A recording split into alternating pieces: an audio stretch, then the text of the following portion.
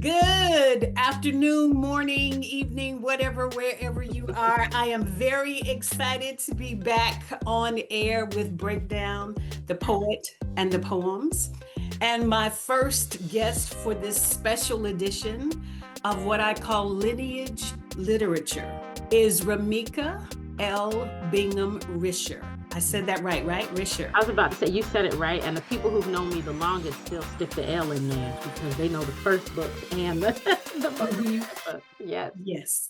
Welcome, welcome, welcome to Breakdown. I am so excited to have you because I know you are mad crazy busy, both on campus and off campus, and with all of the awards and everything that are coming through for you and this book and your people and all of that good stuff.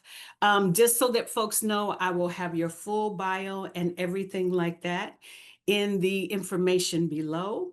But I am going to jump right into the book and your Okay. family. You ready for that? Yes. Thank you Absolutely. so much for coming. Of course. All I'm right. always excited to be with you. All right. Thank you. Thank you. Thank you. All right. So I'm going to read what I usually do on Breakdown is I'll read the official description of the book, and then I want to share my breakdown blurb for the Yes. book. Okay. All right. So inside the cover, it says, in a strange twist of kismet, Remica Bingham Risher's paternal great-great-great-grandmother, Minnie Lee Folks, is interviewed for the Works Progress Administration Slave Narratives in Petersburg, Virginia. And her maternal grandmother, Mary Knight, is sent to Petersburg in 1941, diagnosed with water on the brain, postpartum depression, being an ongoing mystery 9 days after birthing her first child. Braiding meticulous archival research with womanist scholarship. Can we just pause right there? Yeah. Womanist We can pause scholarship. for Alice Walker anytime. Coin Yes, that term for us. Yes. yes.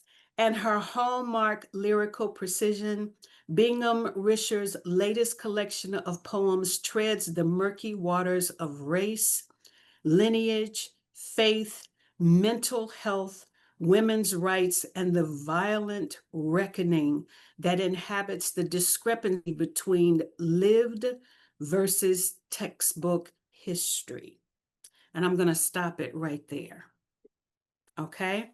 So that is the official inside the jacket description of the book. And I challenge myself every time I do this to write my own breakdown blurb for the book. Okay. So here's my breakdown blurb. Unlike the sanitized and septic details of historical texts, slave ledgers, media, and medical records, in Rooms Swept Home, Remica Bingham Risher delivers soulful truths and esoteric essence based on the lives of her paternal third great grandmother and her maternal grandmother, women who wrestled with the world around them, cleaned house, and reclaimed the good sense and gifts God gave them. Mm-hmm. Mm. Mm. People gonna start coming to you for blurbs. You're gonna be in trouble. Everybody gonna want you to blurb their book now because that Well, was a perfect encapsulation of the work. thank you. Uh, Thank you. yeah. Yeah. Clean house. Indeed. Clean house, Indeed. clean house, and reclaim the good sense and gifts, Yeah. Yeah. which is basically what you're doing. Mm, You're reclaiming the yeah. gifts that often get lost in the wash of things. Oh, absolutely. Yeah. Reclamation was a huge part of the writing of this book. Reclamation and Black joy. All of those things came back often as things that I wanted to make sure were embedded as part of the body of the book.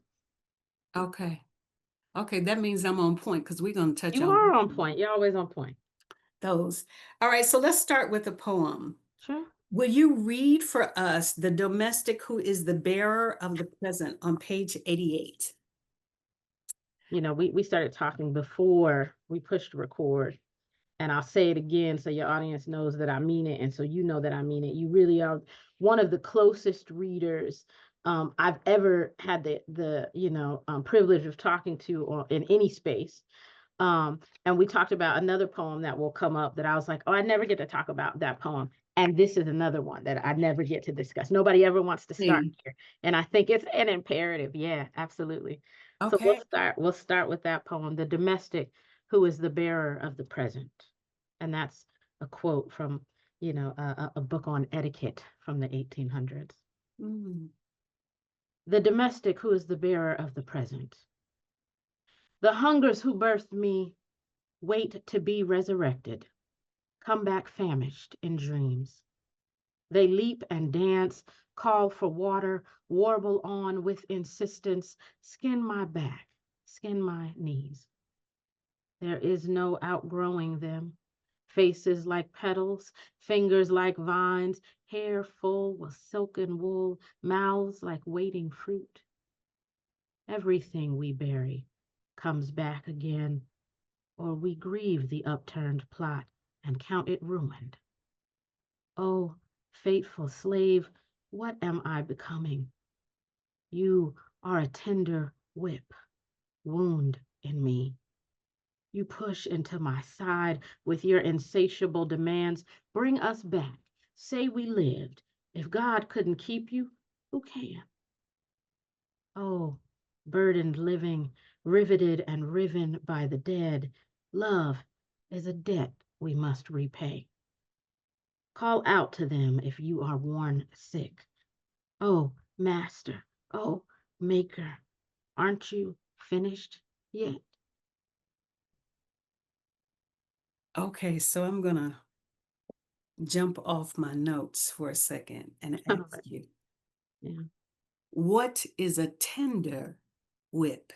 Yee, come on. And how dare you call a whip tender? Yeah.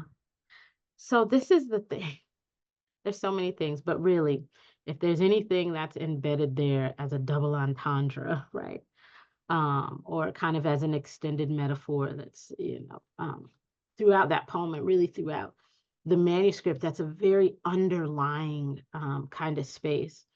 You're writing about those who started their lives in trauma. There's no other way to get around that. When you're starting with the enslaved, when you're starting with Black women who at very young ages are kind of moved around the system in ways, and that is difficult work.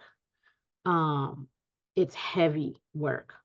And at a certain point throughout the writing of this manuscript, I just felt like they would not let me go. They woke me up at night.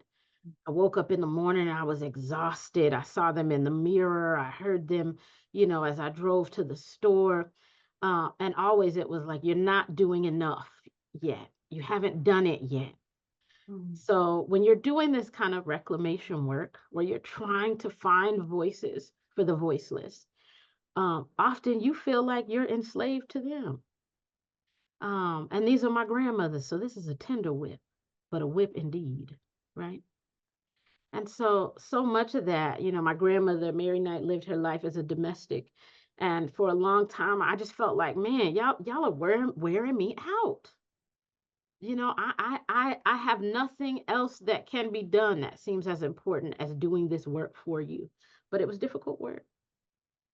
And so that poem kind of ends up as the place where the present, my voice kind of enters the text, because it's not all easy when you're doing family work, when you're doing historical work, when you're doing work to kind of fight against erasure. And people say that writers have such egos, right? So to call yourself Sing the song. yeah, but to call yourself the domestic here, Yeah. Oh, yes. that's deeply, deeply humbling. Oh yeah. And when I saw that quote in that etiquette, I'm doing all kinds of research, but I was like, oh, I am the domestic who now has to bear the present. I'm Mhm. it. I'm the one that's got to do this work because Mhm. someone must. If you have this knowledge, you better do this work. Right. So how did you care for yourself in this process? Like Ooh, if you see them in the mirror and they always call and they wake you up out of your sleep and all of yeah, that type of thing, yeah. how did you care for yourself in the process? Yeah, I will say it wasn't like that the entire time. I'm an extremely slow writer. It takes me 7 years between books of poems. That's pretty much the fastest I've ever been able to do it. 7 years. It's Hmm. almost like clockwork now. But this book took even longer. It's probably 10 years old, the first poem, in that ends up being written for the book, which is the titular poem, Room Swept Home, ends up being the last poem in the book, but that's the first poem I wrote before I even knew it was a manuscript. And also, we had to wait 75 years to get my grandmother's medical records because of HIPAA laws. So I had to wait until 75 years to the day that we imagined she was taken to the asylum to go and get any real information on that. So, I mean, it took real patience. And it wasn't always as heavy as this, kind of in the middle. There was a point where, the writing gets furious and you know that you have to include both these voices in their entirety. And that's when it got heavy, when, there were so many things that I knew I had to include, and I was only about halfway there. And so the self-care comes in. I tell people all the time, I never cried so much writing a book. And I think it was useful to kind of just let those tears flow where they needed to.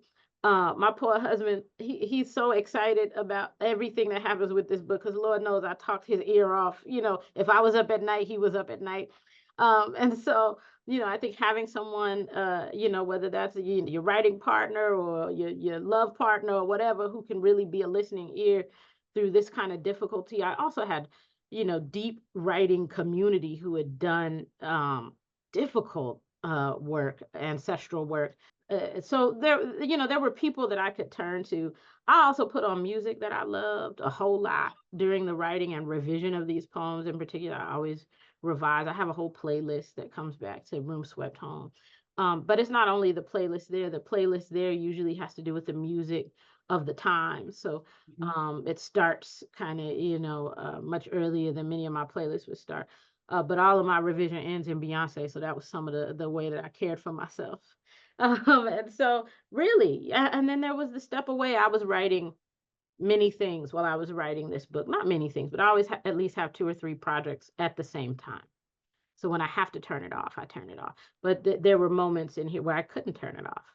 Hmm. Mhm. Hmm. That's interesting because one of the questions I was going to ask you that I thought was so clever was, did you call for the book or did the book call for you? But you made it Ooh, very clear. that is clever. Yeah, but you Yeah. made it very clear that they called for you because they weren't going away Oh, yeah. until you responded. Yeah. And I mean, once I learned that they were within 1 mile of each other in 1941. They didn't know this, of course, and because they're from opposite sides of the family. I mean, it was just too much for my little poet heart to take, like the coincidence of it all.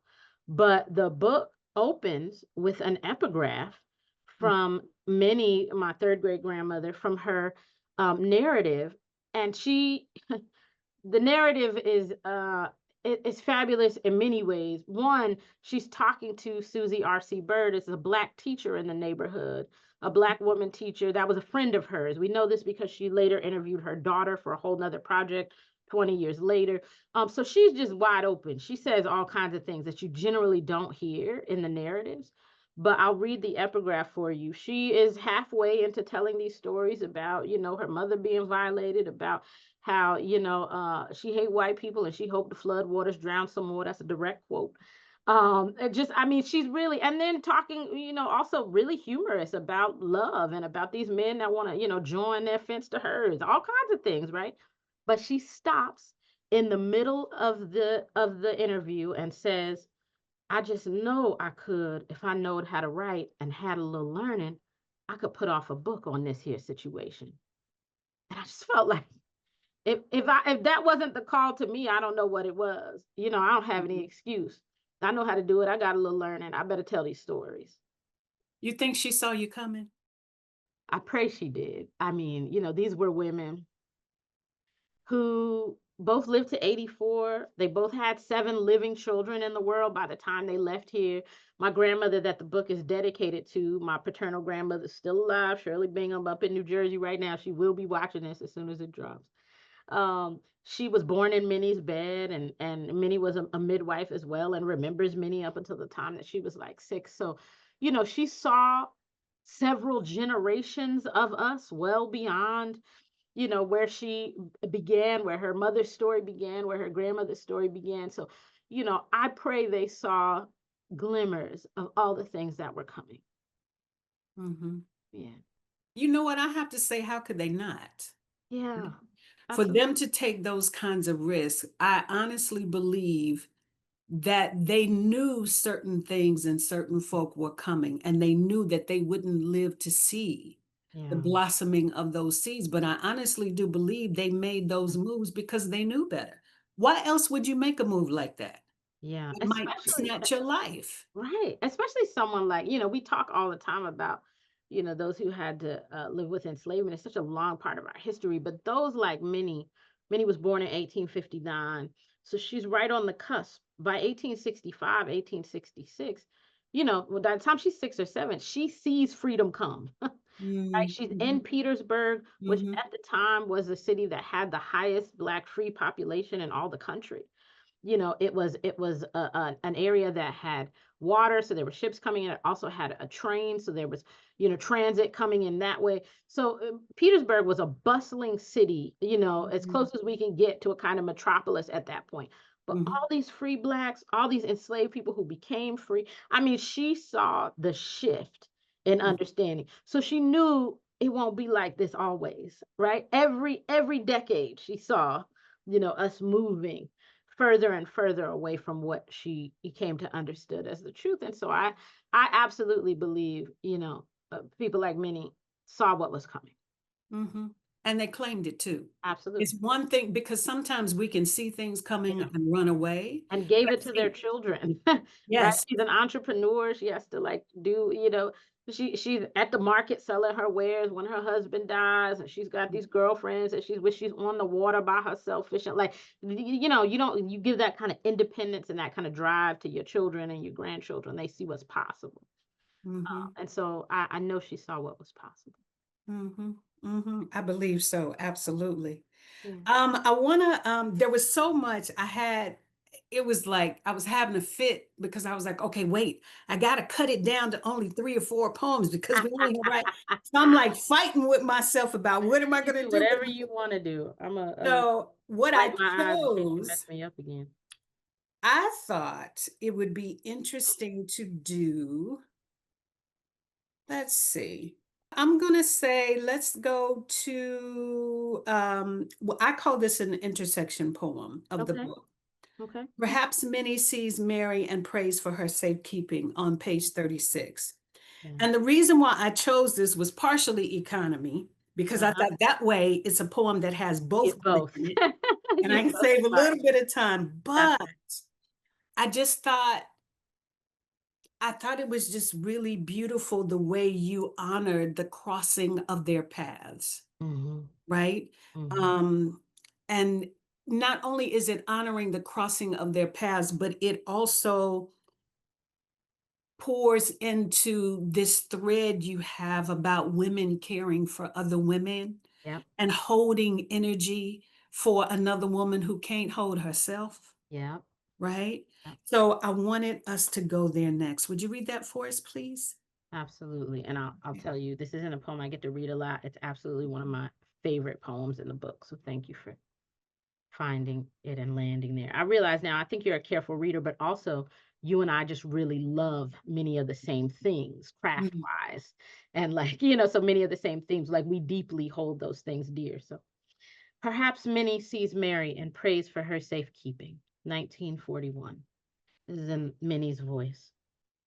Asylum 3 miles from here. Plenty scared of secrets locked inside. Barely ever bring folks in at night. Mostly a police car with no sirens heading up Washington Avenue in daylight means a colored child, a girl today, bobbing wildly, eyes glued to whatever's flying past the window, trying to figure where she's headed, cuffed in the back.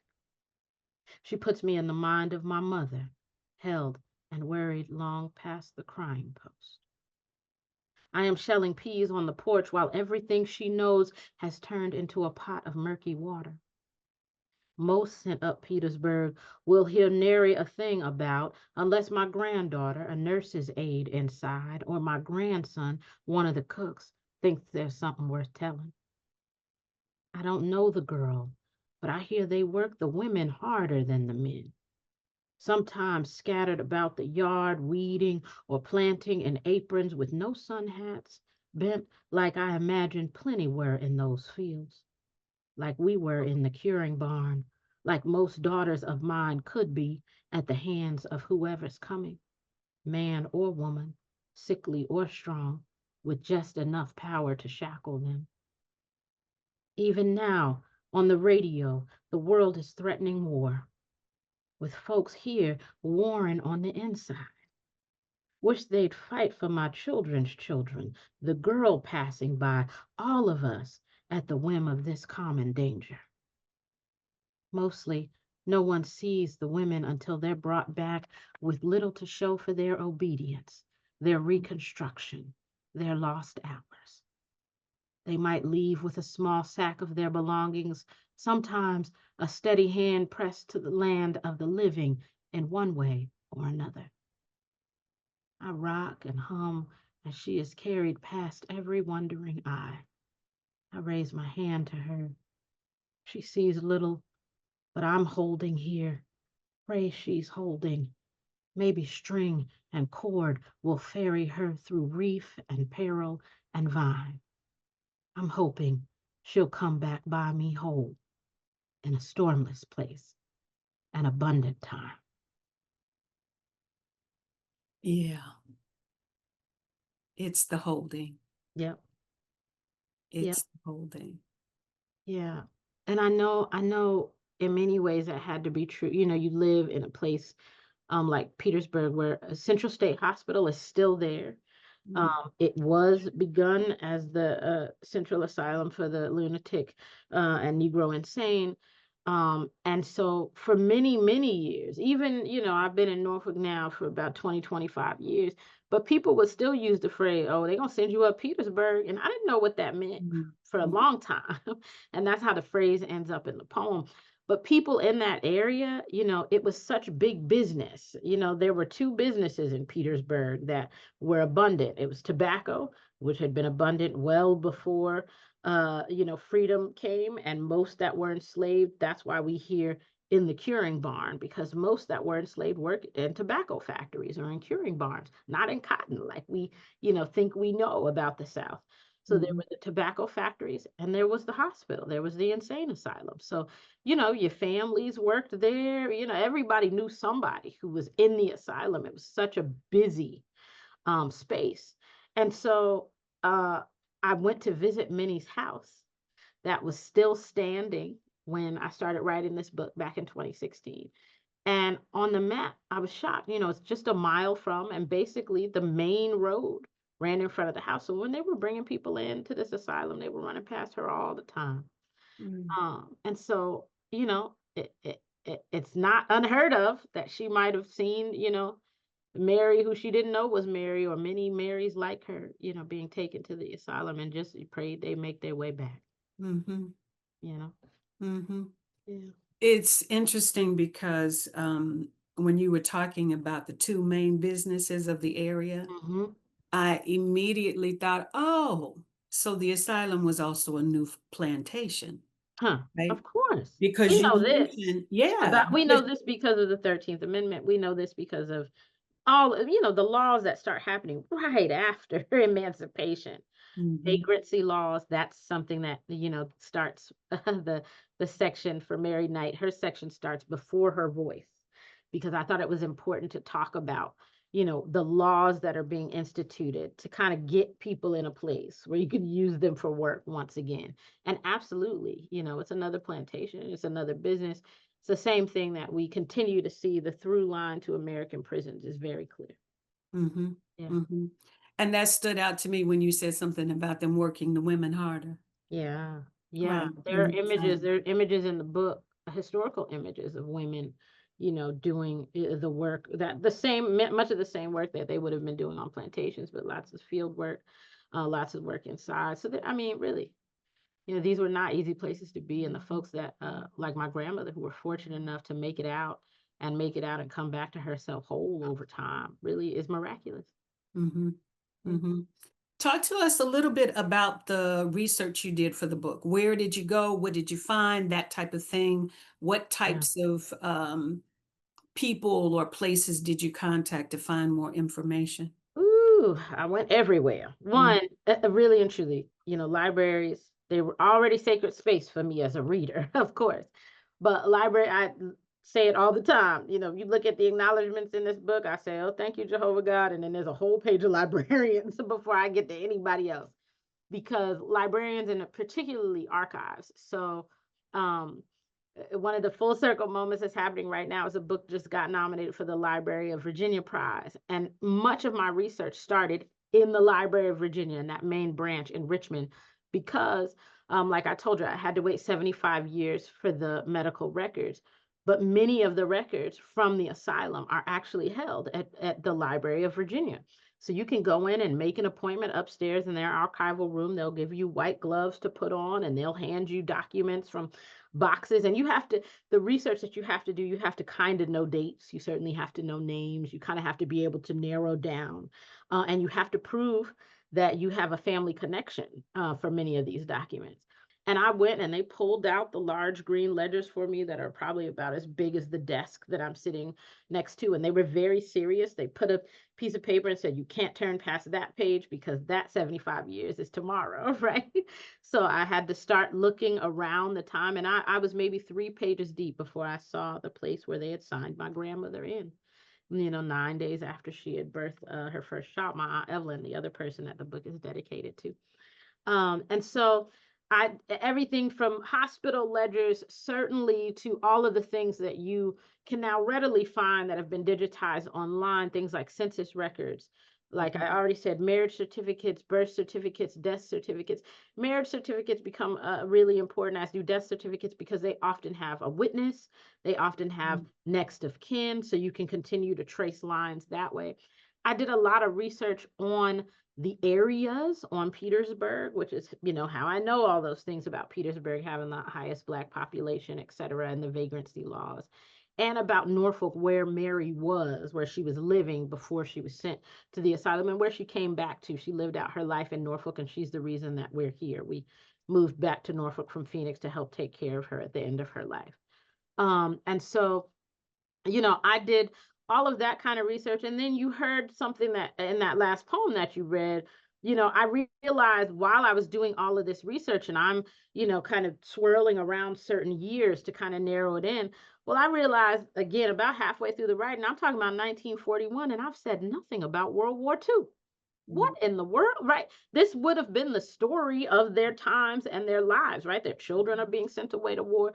So you hear that line in there where, it says, even on the radio, the world is threatening war. So I looked at transcripts from presidential radio broadcasts. Mm. I listened to, things that were happening on, Black, certainly many, many, many Black newspapers. It starts with a Lost Friends column, which was a column that I had never heard of, but it was a really popular newspaper column right after the Civil War, all the way up until the 1920s and 30s, where folks who were formerly enslaved would place ads and say, hey, I used to live here. My name was this. I had a wife named this and 3 children.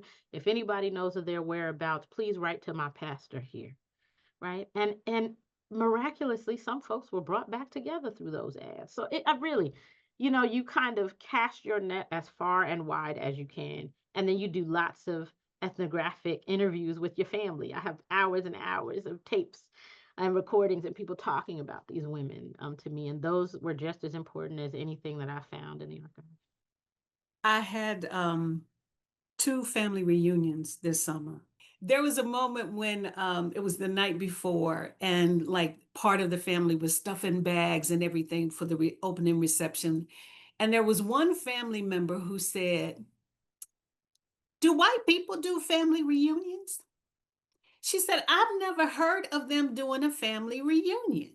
Yeah, And so another person responded and said, well, they do they do. gatherings and family They do. vacations and things. Right. But it spawned a conversation about whether the family reunion is from those lost articles, Yeah, right? Where people were calling out the family absolutely. and having gatherings and hoping they would see somebody that saw Absolutely. somebody that saw somebody, right? So we Absolutely. were wondering if our energy around the family reunion is partially from that. It has to be, doesn't it? Now somebody's got to do that research. I hope somebody's watching now, Mhm, is gonna mhm, now do it. And there might already be plenty of research on it. It's not something that I've researched.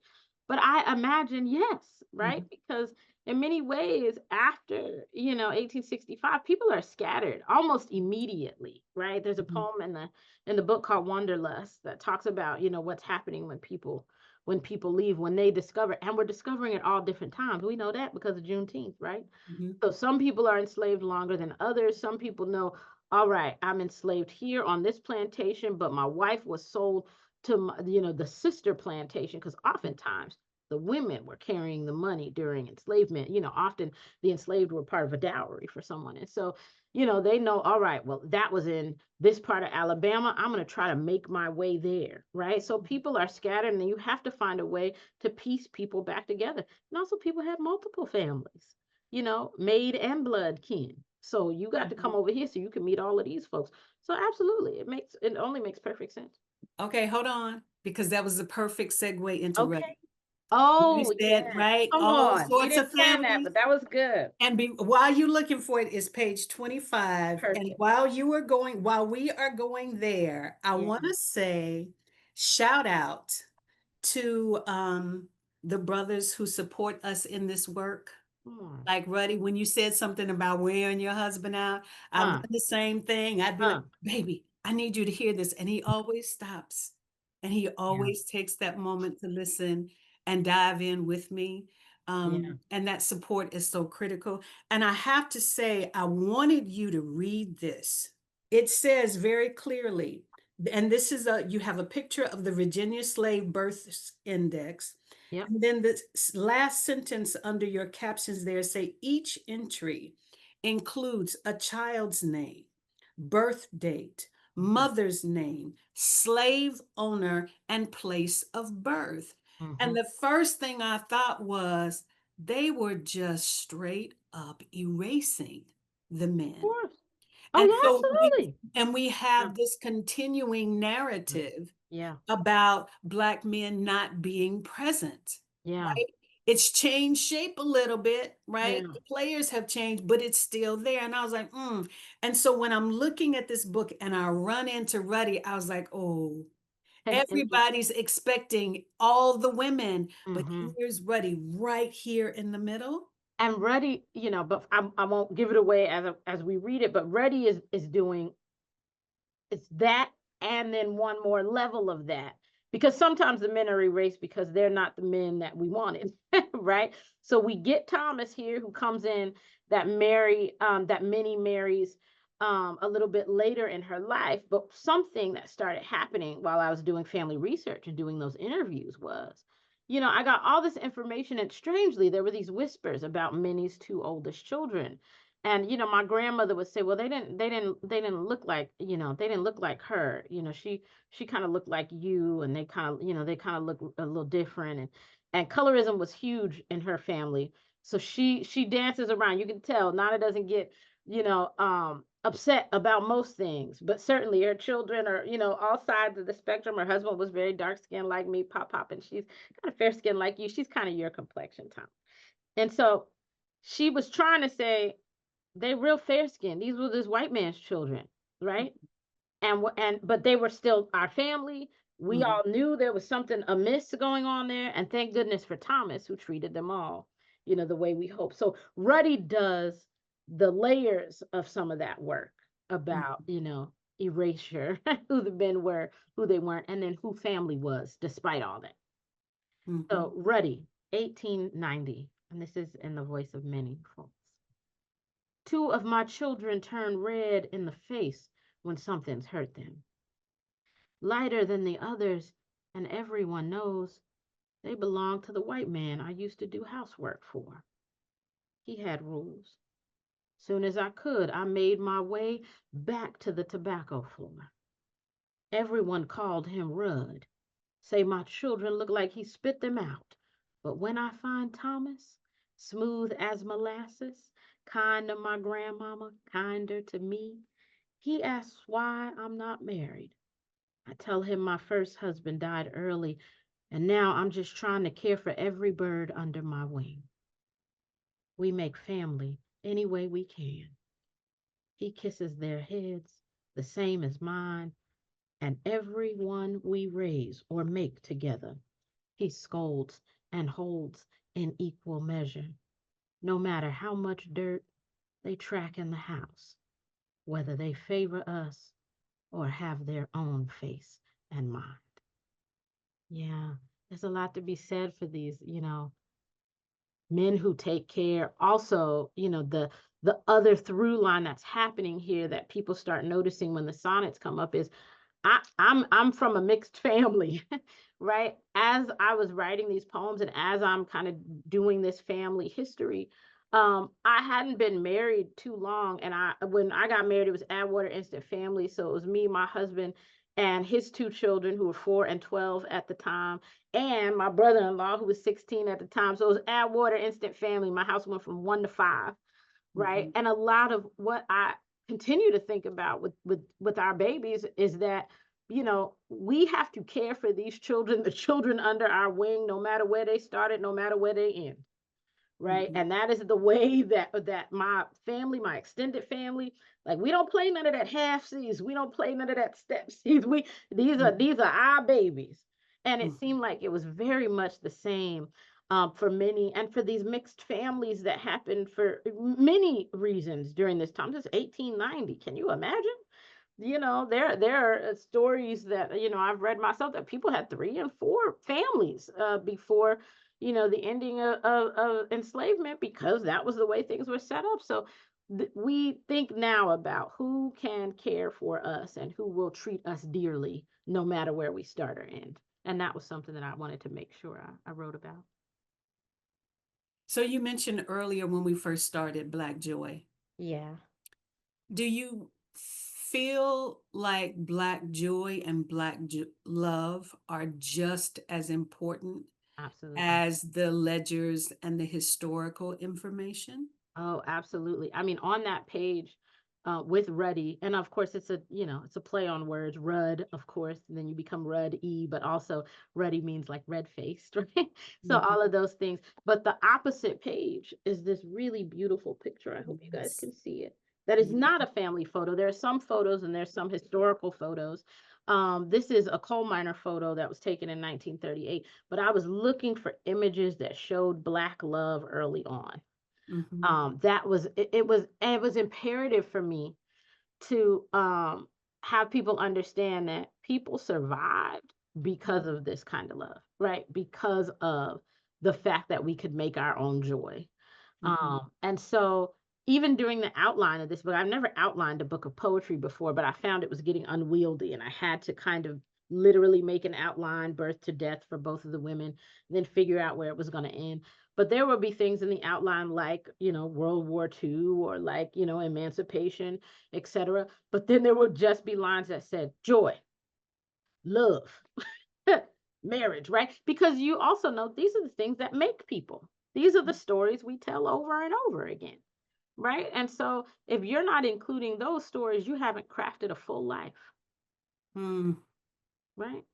And Mhm. often when we're talking about people that are left out of the archive, and Black women are left out of the Mhm. archive more than any other, we have such scant information about them. But what continues to keep them going? Well, oftentimes it's the love of the people around them, their friends, their girlfriends. Boy, without girlfriends, how we get through this life? And so, so many things that I had to build in. Friendship was another thing that showed up in the outline. So, yes, for me, the radical Black love ethic was part of the building of this book. Mhm. Mhm. And the fact that we can love in spite of, That's it. That's why it's radical. That That's what I'm talking about. exactly, radical, Mhm. absolutely. And it also says something about our capacity to love. How wide we are. Yeah, yeah, Yes, yeah. yes. You know, Expansive, and you build absolutely. it. That's right. And you build that in, and then you build that into your children, over time. And Mhm, that's something I want to build into my children over time. So it had to be clear. This mhm, is a path we're cutting for them. mhm. Yeah. I marked the poem and I just want to mention it. I don't want you to read it, but I do want to mention it on air. You have a poem that is called I Am Trying to Carve Out a World Where Yeah. People Are Not the Sum Total of Their Disaster. Yeah. Yeah. You have done that. Oh, thank you. You have done that. I mean, there's so much in the book that could be caused to crumble, and you Mm, found a way to build something and expand something in spite of it, yeah. which mirrors what we do on a regular basis, especially what they have done on Yeah. a regular basis to get us here, right? Absolutely. So, Absolutely. last poem, one more, Okay. Yes. page 114. 114, of course. Of course. It's Of between course. that poem that you just mentioned, I'm trying to carve out a world where people are not the sum total of their disaster, and this one that we're going to. Those are usually the two poems that I'll end a reading with when I do an extensive reading of the book. Um, and also, this poem on 114, there's nothing in your story that says you should be here. Talk about the men in our lives. So I have to give credit where credit is due.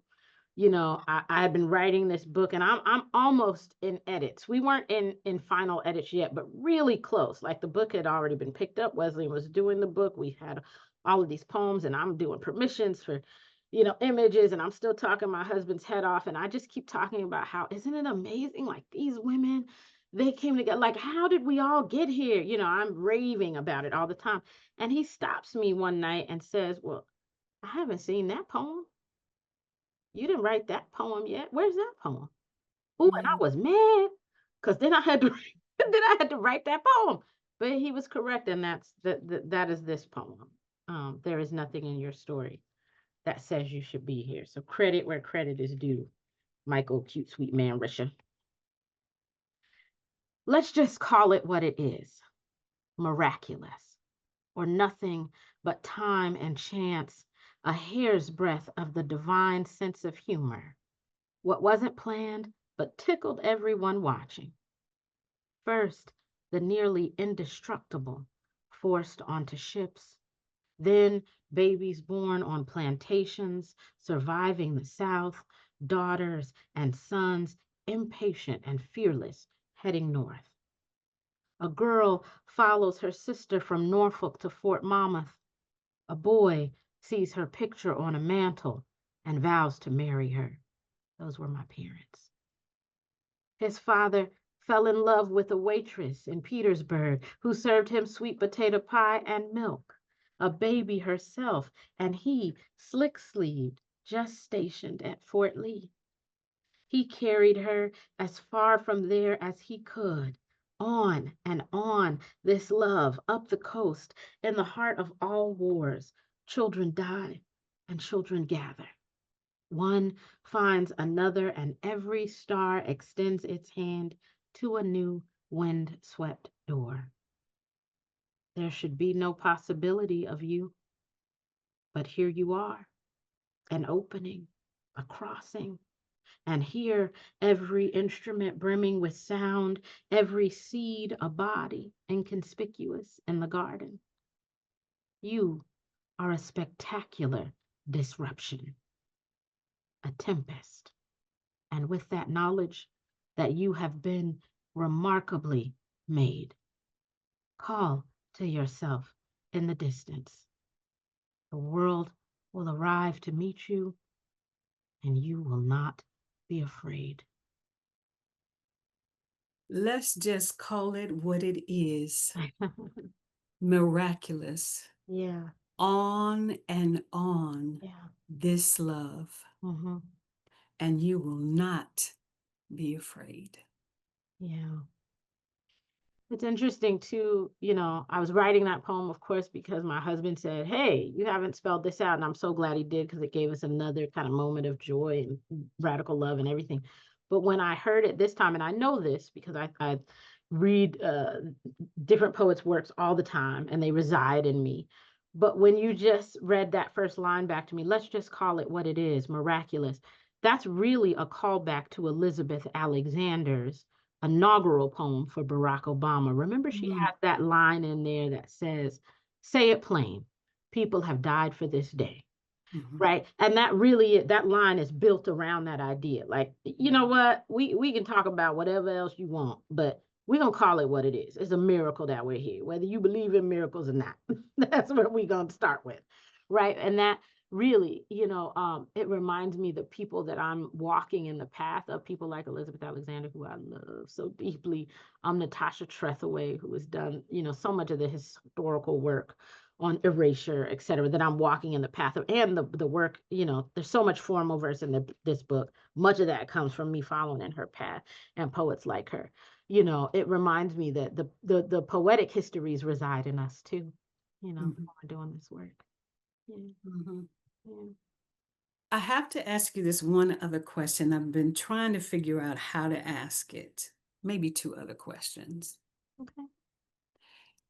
I call this, maybe somebody else has done it too, but I call this lineage literature. Yeah. I don't think I've heard that term before. So coin it. Yeah. It's yours. Chris Abani actually Mhm. said something to me Mm, that I was sharing some work with him.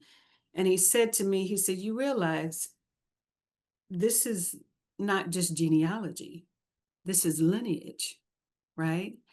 And mm, so this idea of lineage literature started mm, stirring in me because to mm. me, it is different than historically based literature. Oh yeah. Because historically based literature could be separate from you. Yeah. This is your And blood, often is, right. Yeah. right? This is Yeah. your blood. Mm-hmm. So the question that I'm trying to ask is, how did this affect you since it was your blood? It wasn't just chronicles that you were looking up Mm-hmm. and that you were translating into poems. This is your blood. This is something cellular Yep. and more. Mm-hmm. Mm-hmm. And we already talked a little bit about how difficult it was. I don't think if you're not writing about the people who made you, Mhm. you don't have that kind of crippling fear. Yeah, Right? right. You could be worried about getting things right historically, but the kind of like real weight that comes with that. I also deeply believe in the science of the fact that we carry, much of this trauma in our bones. There's been so much work done on, two and three and four generations past the Holocaust that people are still carrying around that genetic fear, right? So there's all that. So it's obviously true for the enslaved as well, right? For the oppressed as well, for the marginalized as well. Um, and and often, I would feel like, it- it's biblical, the fire in your bones. Mhm. I Mhm. I would feel like that. Like I had to write, I wake up in the middle of the night writing poems. There's a latter poem in here about my grandmother talking back and forth to those who she worked for as a domestic. I wrote that poem in one sitting when I woke up straight in bed one Sunday morning, Mhm. right? Because it was something that was weighing on me. Now, do I think that, she said, "Hey, girl," it's a plug? I don't know, but I do know that it was something that felt like it was buried in me. Also, you have to, I've learned that you have to forgive yourself, because for a long time I was so scared that I was going to get something wrong. Oh, And I oh. reminded myself, oh, it's not about getting everything right. It's Mhm. about telling their stories so that they become full-bodied human beings. Mhm. Um, and however you want to do that. But also, there are things in here like the voice of the poems, the diction used, the word choice, the metaphors change over time. They get more complex as we get to the sonic crown at the end. And that's because neither of these women went past the sixth grade. Minnie might have learned to read in her 70s or 80s because Susie Bird started teaching the older folks in her neighborhood. after she did these interviews. Now she could count down to the penny, is what I heard. She was the businesswoman by all means. But the same thing, Mary and I didn't go past the sixth grade. So every poem that I wrote in their voice, I wanted them to understand it. Mhm. Right. So part of that is the work too. Mhm. So, if these were not my blood, that probably wouldn't have been, and none of that would have been a consideration. Mhm. But for me, it's a deep consideration. So I hold on to these things as deeply as I can. And then once you feel like you've done as much work as you can in the moment, you get free. Okay, so you hold on to these things as deeply as you can. Yeah. And obviously, they were holding on to you, Yes. right? Which you Right. made very clear. Absolutely. Last question. Was there ever a moment when you, after being held so close, even when the company wasn't necessarily comfortable, Hmm. was there ever a moment where you felt afraid to let it go, like to put it out into the world, to release it, let it go? Did you mourn a closure or an ending? I will tell you this. There was real fear about where the book would end up. I was Mm, very careful about who I let have this manuscript. mm, Um, but at that point, fortunately, very fortunately, I was kind of set up at the right space and time. This book came out after my memoir, Soul Culture. I had an agent in place. I had all these things that were going to help me do what I needed to do. The book went to auction, which never happens with a book of poems. So really, it was uncharacteristic in every way. But I knew the folks who were going to have this book were going to have to like really understand my point of view. They were going mm, to have to understand that we had to fill it with beauty because it started with trauma. mm, So the Black woman who did the cover, Lisa Kane, historical collages, who does this beautiful work, we had to discover and find her and reach out to her. These images were non-negotiable. I knew it was a hybrid, weird text in many ways. Starts with an essay. It's got pictures. It had to have a bibliography because I had to be true to the research and the history. It was going to be different from mostly anything anyone had seen. mhm, And the people who were going to carry it had to understand that. And I really have to give all props to Wesleyan Press because they had done brilliant work with poets that I loved, like Honoré Fanon Jeffers, like Evie Shockley and Ed Roberson, but they really understood the heart of the book early on. They knew that this was not a book about subjects. They knew this was a book about my grandmothers, and I was holding it as such. So every single thing that I asked for and built in over time, it came to be. So I yeah. was not fearful because it was in the right hands, and I knew that from early on.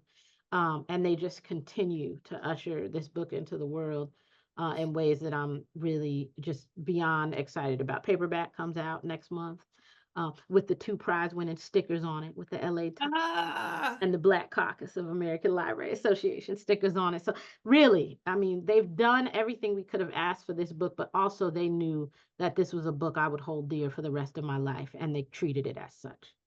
mhm. Congratulations. Thank you. That is not an easy feat, and we have to have that good laying That's on right. of hands, That's you right. know? And That's it sounds like that's exactly what you got, and it's right. rare. Yeah, It's absolutely. so very rare, so Absolutely. congratulations. Thank you. And thank you for giving us some of your time, for Thank breaking off a piece of something from this amazing, expansive, generational love story you. Yeah. and powerful love story. Thank you for coming. Is there anything else you want us to know before we wrap up? No, you've been amazing. Really, it's a dream to have people read the work as closely Mhm. as you've read it and, just to understand deeply what we're trying to do. I just appreciate you for the space and for all of who you are. Thank you. Thank you. Thank you. Thank you. All right, folks. Woo, woo, and I got through this without crying. I got a You did little, it. Not me. Thanks. yes, look, I got a little misty, so I was Thanks. blinking a little bit. You messed me up early on, but I pulled it together. That's right. That's right. All right, folks, we are going to wrap up this episode of Break Down the Poet and the Poems. This is actually a special edition focusing on lineage literature. We are confronting erasure, Mhm. and we are building our narrative and our archive. And I'm so delighted to be called to do this work and to know other folks that are going through it so I don't feel so alone. So Yeah. we hope that you will subscribe, comment, like, share this episode with other folks. And we are encouraging people to record your history. It doesn't matter whether you're a poet or not. Absolutely. Know the names, Yeah. save the pictures, right? And it may not be our children that are interested, but it may be another generation or two later. And I honestly believe that Yeah. we have to long see folk coming just like they saw us, you know? Really, the whole So truth. we are building this archive and it is unfolding beautifully, and I'm so excited. So thank you again for being with us. Yeah. Stay safe, everybody. Be well. And we hope that you'll join us for the next episode of Breakdown the Poet and the Poems. This opportunity is made possible through the Literary Arts Projects, a program of South Arts.